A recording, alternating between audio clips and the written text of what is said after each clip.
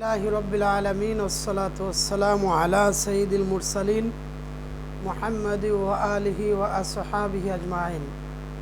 আলহামদুলিল্লাহ, মহান আল্লাহ পাক রব্বুল আলামিনের দরবারে অসংখ্য অগণিত শুকরিয়া যে মহান রব্বুল আলামিন আমাদেরকে বিশ্ব মহামারী করোনা ভাইরাসের সময়ও সুস্থ রেখেছেন। আলহামদুলিল্লাহ, দেশ ও জাতির সকলের জন্য আমরা দোয়া করি, সকলকে আল্লাহ পাক সুস্থতা দান করুক, আমিন।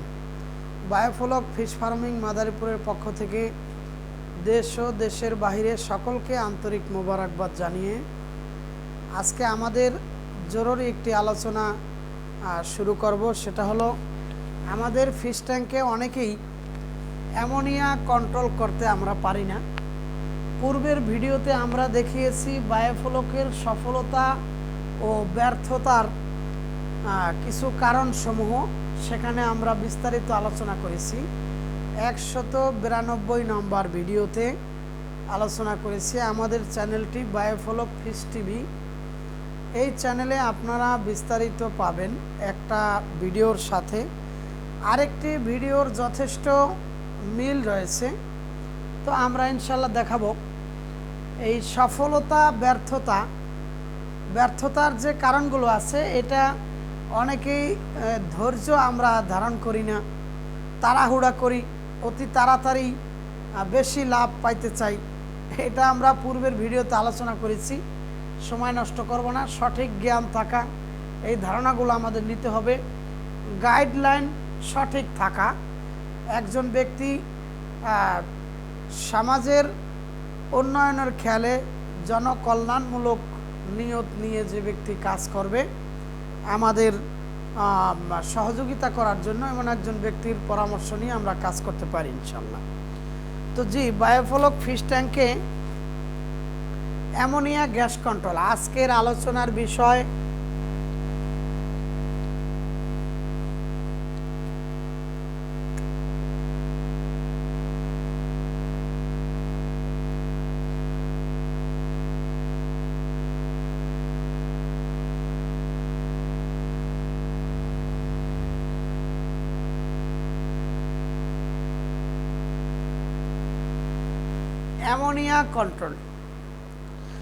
অ্যামোনিয়া গ্যাস কন্ট্রোল করার জন্য আমাদের কয়েকটি নিয়ম মানতে হবে।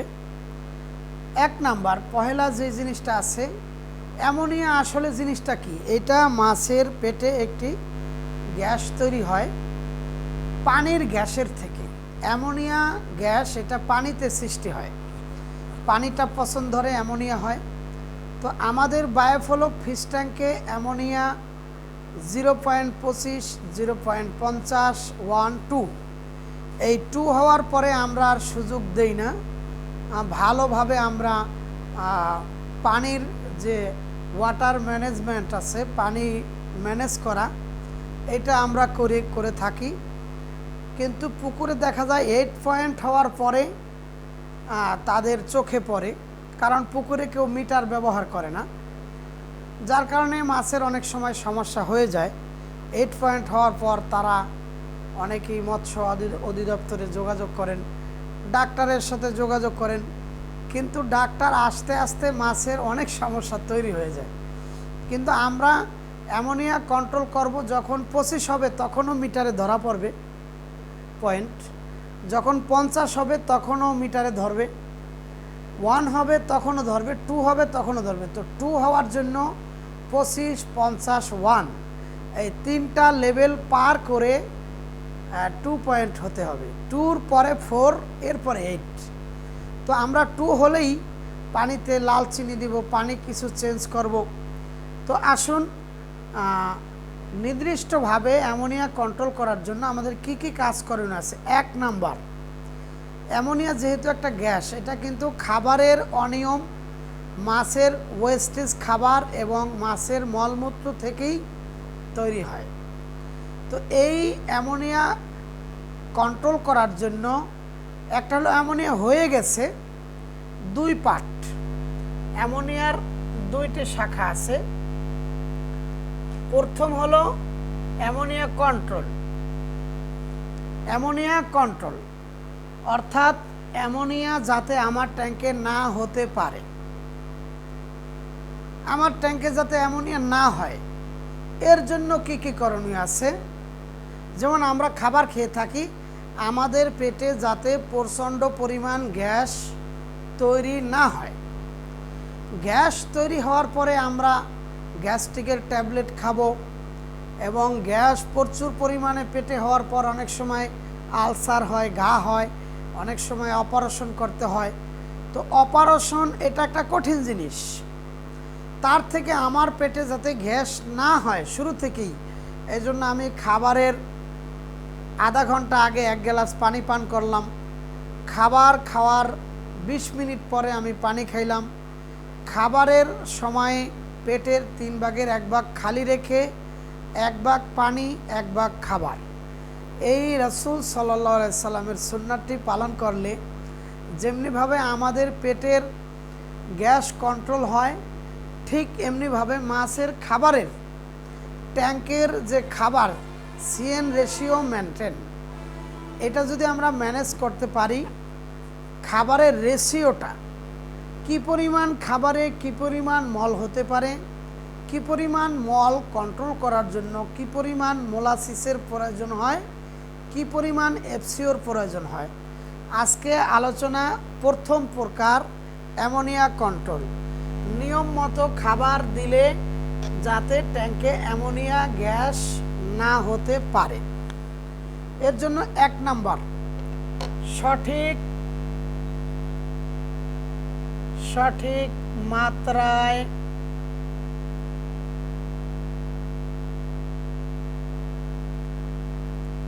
খাবার দেওয়া।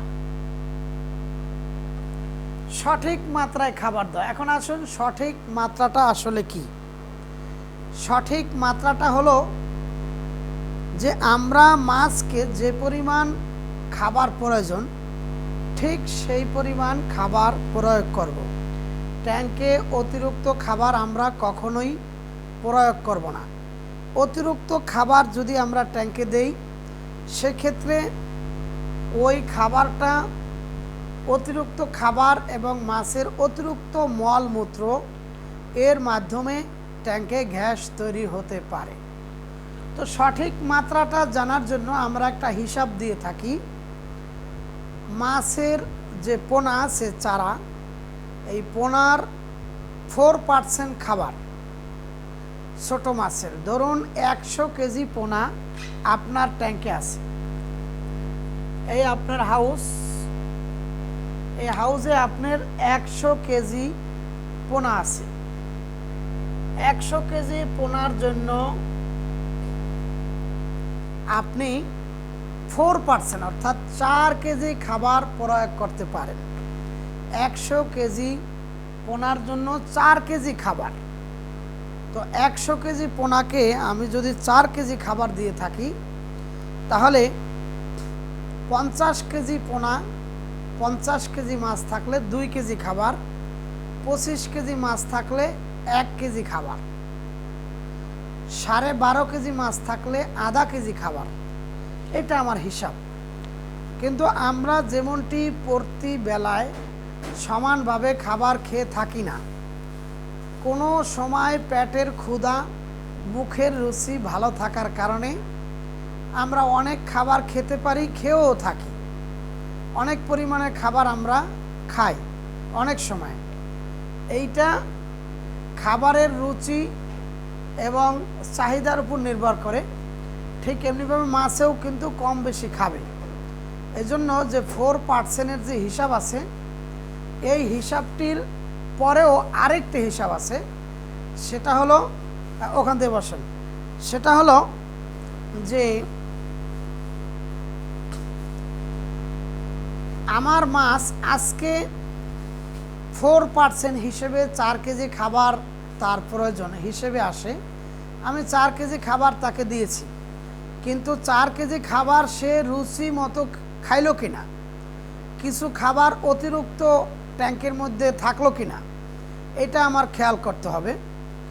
আর 4% খাবার সে খাইতেছে না, অর্ধেকও খায় না, 4 কেজি খাবার তার প্রয়োজন, কিন্তু সে 2 কেজি খাইতেছে বা 1 কেজি খাইতেছে, তখন বুঝতে হবে আমার ট্যাঙ্কের পানিতে যে কোনো সমস্যা দেখা দিয়েছে, তখন আমার পানির এই সমস্যা সমাধান করতে হবে। কারণ এই খাবারের সর্বপ্রথম মাছের রোগ আসার সর্বপ্রথম লক্ষণ হইল মাছের খাবারে পরিবর্তন আসবে। হঠাৎ দেখবেন খাবার খাচ্ছে না, তখন আপনার পানির মিটারগুলো দেখতে হবে, টিডিএস, পিএস, অ্যামোনিয়া, ডিউমিটার সব কিছু ঠিক আছে কিনা, এগুলো আমাদের কন্ট্রোল করতে হবে, দেখতে হবে। তো সঠিক মাত্রায় খাবার যদি আমরা দিতে পারি, তাহলে আমি ট্যাঙ্কে খাবার দেওয়ার পরে আমার 4 কেজি খাবার হিসাবে পেয়েছে, কিন্তু দেওয়ার পরে আমি দেখব যে 4 কেজি আসলে রুচি সহকারে খায় কিনা, খাওয়ার পরে তার চাহিদা কি পরিমাণ আছে। অনেক বেশি চাহিদা থাকলে আমি আরও কিছু খাবার তাকে দিতে পারি। এই জিনিসটা আমি দেখব, শুধু হিসাবের উপর নির্ভর থাকবো না। ট্যাঙ্কে মাছ দেওয়ার পরে মাছে কি পরিমাণ খাবার খাচ্ছে এটাও আমার দেখতে হবে। তো বলছি সঠিক মাত্রায় খাবার প্রয়োগ। এখন আমি সঠিক মাত্রায় খাবার না দিয়ে যদি আমি অতিরিক্ত খাবার দিয়ে থাকি, অনেকে মনে করি যে আমার মাছ 1 কেজির জায়গায় আমি 5 কেজি খাওয়াইয়া অনেক বড় করে ফেলাম, কিন্তু মাছেরও কিন্তু একটা ধর্মকর্ম আছে, বিশেষ করে কই মাছের 1 কেজি খাইতে পারে, আপনি 10 কেজি দিলে ওই খাইতেই থাকবে। ওর পেটে যতক্ষণ পর্যন্ত জায়গা আছে, না থাকলে একদিক থেকে পায়খানা করবে আর একদিক দিয়ে খাইবে। এই হলো কই মাছের অভ্যাস। এই জন্য আবার খাবারটা আমরা যদি ম্যানেজ করি, সঠিক মাত্রায় প্রয়োগ করি। দ্বিতীয় নাম্বার, প্রথম বলছি সঠিক মাত্রা, সঠিক মাত্রা খাবারের। দ্বিতীয় নাম্বার সঠিক সময়, সঠিক সময়। খাবারের মাত্রা ঠিক থাকতে হবে, এ বিষয়ে আলোচনা করেছি। দ্বিতীয় নম্বর সঠিক সময়। প্রতিদিন এক টাইমে আমরা ট্যাঙ্কে খাবার প্রয়োগ করব। আজকে একদিন দিলাম সকাল 6টায়, আর একদিন দিলাম 10টায়, তখন দেখবেন মাছ কিন্তু খাবার খাবে না। টাইম যদি পরিবর্তন হয়, মাছে খাবার খাবে না। মাছের সকালের থেকে বিকেলে একটু খাবার বেশি খেয়ে থাকে, তো সব মাছ না, শিং মাছে রাত্রে খাবার খায়। এই জন্য শিং মাছ থাকলে আমরা খাবার দিব সন্ধ্যার সময়। খাবার প্রয়োগ করার 1 ঘন্টা পরে ট্যাঙ্কে এফসিও এবং মোলাসিস এগুলো আমরা দিব।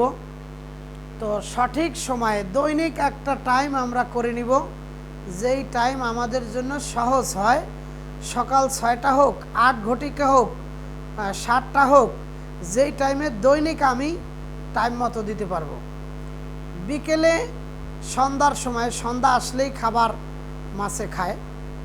তো এই টাইম আমরা ঠিক রাখব, সঠিক মাত্রায় খাবার প্রয়োগ করব, সঠিক সময়ে খাবার দিব। এবার খাবারের 3 নাম্বার, খাবারের মান। খাবারের মান ঠিক রাখবো। আমরা অনেক সময় করি কি, যে একটা খাবার নারিশ কোম্পানির দিলাম, আবার পরের দিন আরেক বস্তা নিয়ে আসলাম কোয়ালিটি, আবার আরেক দিন নিয়ে আসলাম এসিআই। এভাবে কোম্পানি পরিবর্তন করতে থাকলে অবশ্যই আমাদের ট্যাঙ্কে সমস্যা হবে। মাছ খাবার খেতে দেখবেন কোম্পানি চেঞ্জ করার সাথে সাথেই মাছের খাবারে তার ব্যাপকভাবে ডিস্টার্ব হবে। দেখবেন নতুন একটা কোম্পানির খাবার দিলেই মাছ কিন্তু বেশি একটা খাইতে চায় না। এই জন্য কখনও কোম্পানি চেঞ্জ করবেন না। একই কোম্পানির এসিআই, নারিশ, কোয়ালিটি এগুলো সবই ভালো, তবে কোয়ালিটির খাবারটা মানসম্পন্ন বেশি। ছোট মাছের ভিটামিন বেশি প্রয়োজন, এজন্য আমরা ছোট মাছকে যেই খাবারটা দিয়ে থাকি, ছোট খাবার 0.5, 0.8, 1.2, 1.1 এগুলো সব প্রি স্টার্টারের একটা প্রকার। এই খাবারের মধ্যে ভিটামিন থাকে 35% থেকে 40%। এই খাবারগুলো আমরা দিব। তো এই সঠিক মাত্রা, সঠিক সময়ে খাবারের মান, এই তিনটা জিনিস ঠিক রাখার পরেও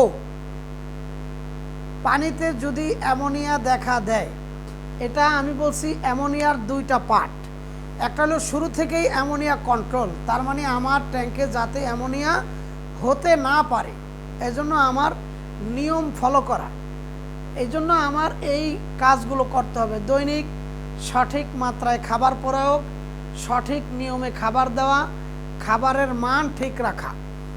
এই কয়টা জিনিসের সাথে সাথে আমার ট্যাঙ্কের প্যারামিটারগুলো ঠিক রাখবো: টিডিএস মিটার লবণ, পিএস মিটার চুন, অ্যামোনিয়া কন্ট্রোল করার জন্য অ্যামোনিয়া কিট দিয়ে যে মাপা হয়, এই মাপের কাজটা ঠিক রাখবো। এরপরে এটা হলো কন্ট্রোল করলাম, এখন অ্যামোনিয়া হয়েই গেছে আমার ট্যাঙ্কে, এখন কি করণীয় আছে? দ্বিতীয় পার্ট, অ্যামোনিয়ার দ্বিতীয় পার্ট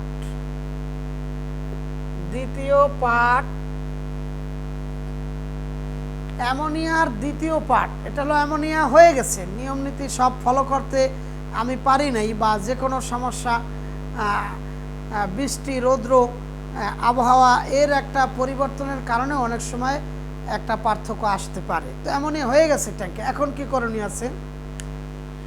যদি অ্যামোনিয়া হয়ে যায় তাহলে পয়েন্ট আছে কিটের, এটা আমাদের প্রত্যেকটা ভিডিওতেই প্রায় দেওয়া আছে, অ্যামোনিয়া মাপার কিটগুলো আছে, দেওয়া আছে। এই অ্যামোনিয়ার যে চার্ট আছে, এখানে এই অ্যামোনিয়া যদি 2 পয়েন্ট হয়, 1 এবং 50-25 এতটুকু অ্যামোনিয়া থাকতেই পারে। এই অ্যামোনিয়া থেকেই তো কন্ট্রোল করে ফ্লোকে কনভার্ট করা হবে এফসিওর মাধ্যমে। তো দ্বিতীয় পার্ট অ্যামোনিয়া হয়ে গেছে, ধরেন 2 পয়েন্ট অ্যামোনিয়া হয়ে গেছে। এখন আমার করণীয় কি আছে? আমার এই ট্যাঙ্ক থেকে, হাউস থেকে 4% পানি আউট করব। 4% মানে 4 ভাগের 1 ভাগ, এবং 4 ভাগের 1 ভাগ নতুন পানি দিয়ে দিব। দেওয়ার পরে 2 কেজি লাল চিনি ট্যাঙ্কে আমরা প্রয়োগ করব, স্যালাইনের পাইপ দিয়ে আমরা হাউজের মধ্যে দিয়ে দিব। এই একটা কাজ করব। আরেকটি কাজ করব, সেটা হলো ট্যাঙ্কে খাবারের অনিয়মের কারণেই যেহেতু গ্যাস হয়ে থাকে, সেহেতু আমরা প্রথম নাম্বার কাজ হলো আমরা পানি আউট করব। পানি আউট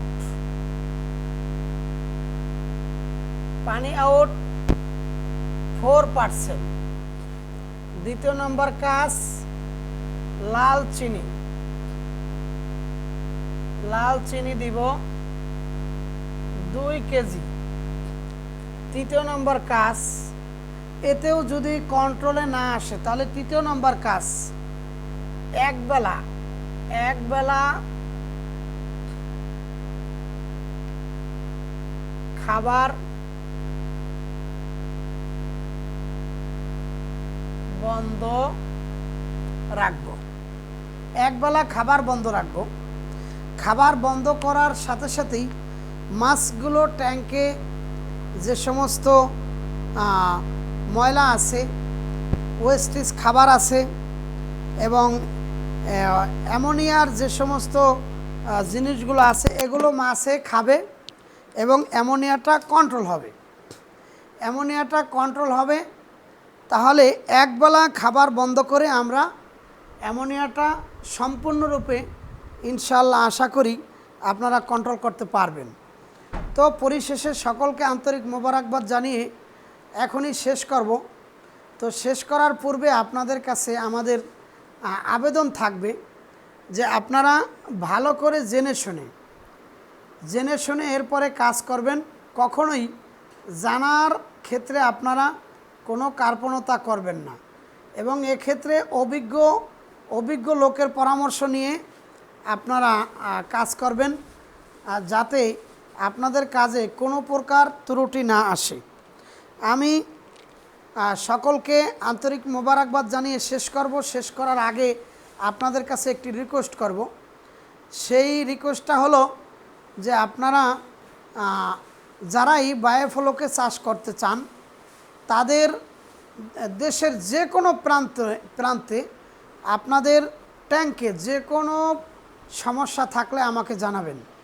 ইনশাল্লাহ আপনাকে সম্পূর্ণভাবে আমরা জনকল্যাণমূলক কাজ করার জন্য, সেবার নিয়তে আল্লাহকে রাজি খুশি করার জন্য, আপনার খেদমতের জন্য আমরা আপনার পাশে দাঁড়াতে সবসময় আগ্রহী আছি, প্রস্তুত আছি। আপনারা বিশেষ করে আমার এই ভিডিওর মাধ্যমে অনেক ভাইরা ট্যাঙ্ক পরিচালনা করছেন এবং ট্যাঙ্ক চালাইতেছেন। এটা আমার অফিস, এখানে আমাদের ট্রেনিং হয়। আমরা প্রতি সপ্তাহে আমরা বৃহস্পতিবার ট্রেনিং করি। তো আমার ভিডিওতে যারা একটা ন্যূনতম পরিমাণ উপকার আপনার আসে, ওই ভাইকে বলবো যে আপনি আমার চ্যানেলটাকে প্রচার করে দিবেন, শেয়ার করবেন, লাইক দিবেন, সাবস্ক্রাইব করবেন, অন্য ভাইকে দেখার সুযোগ করে দিবেন। এবং বায়োফ্লক ফিশ ফার্মিং মাদারীপুরের পক্ষ থেকে সকলকে আন্তরিক মোবারকবাদ জানিয়ে এখানেই শেষ করছি। আল্লাহ হাফেজ। আসসালামু আলাইকুম রহমতুল্লাহি ওয়া বারাকাতুহু।